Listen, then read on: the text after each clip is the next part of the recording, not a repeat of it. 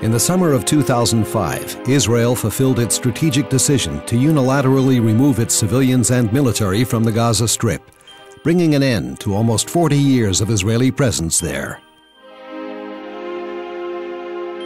The decision entailed tremendous financial costs, ruptured the spiritual fabric of Israeli society, and incurred significant security risks. Nevertheless, Israel hoped it would promote a positive process of change with the Palestinians, allowing the Palestinian Authority to assume full security control over its territories, to demonstrate state-like behavior and bring about peace, quiet, and prosperity for civilians on both sides of the border. Unfortunately, this was not to be. By the beginning of 2006, parliamentary elections brought Hamas to power, a successful manipulation of the democratic process by anti-democratic forces. But its newly achieved stature did not influence Hamas's radical worldview and policies. Apart from Palestinian Authority President Mahmoud Abbas, Hamas now makes up the entire Palestinian government. Yet it still refuses to recognize Israel's right to exist, to cease terror attacks, or even recognize previous agreements with Israel. Following the formation of the Hamas government, and despite the absence of any Israeli presence in the Gaza Strip, terrorist attacks continued, alongside an increasing rate of arms smuggling into the Gaza Strip. Hamas's force buildup is part of a larger context in which both Hamas and Hezbollah receive indoctrination, financing, training, weapons, and intelligence from Iran. On June 25, 2006, Hamas further escalated the situation by launching an unprovoked attack into sovereign Israeli territory, killing 2 IDF soldiers and kidnapping a third named Gilad Shalit, with the express intent of holding him hostage and using him as human ransom.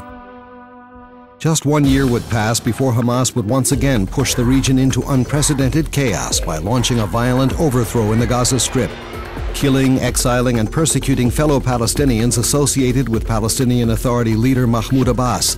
This violent move was severely criticized by both Arab and Western leaders.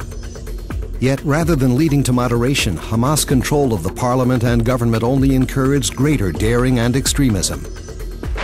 Radical Islam was now being freely indoctrinated among the people of Gaza, infusing the masses with hatred of Jews and Israelis, and inciting to further violence. Hamas radicalization of the Gaza Strip and its constant momentum and escalation did not go unchecked. Effective Israeli security measures, together with international pressure, brought about an Egyptian-brokered State of Calm agreement in June 2008. Yet rockets continued to fall in Israeli territory and weapons continued to flow freely into Hamas stockpiles.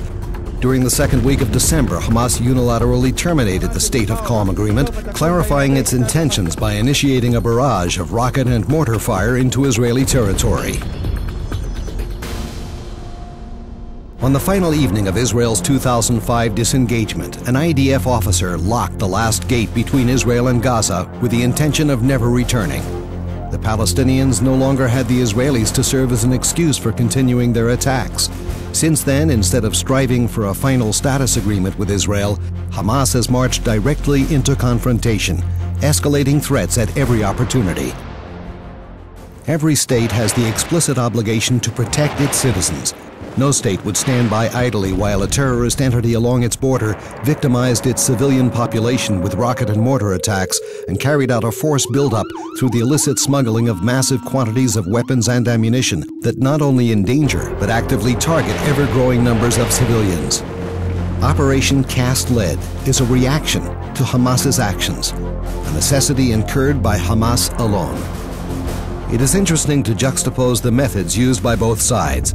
While the IDF makes every effort to avoid injuring non-combatants, Hamas intentionally targets civilians.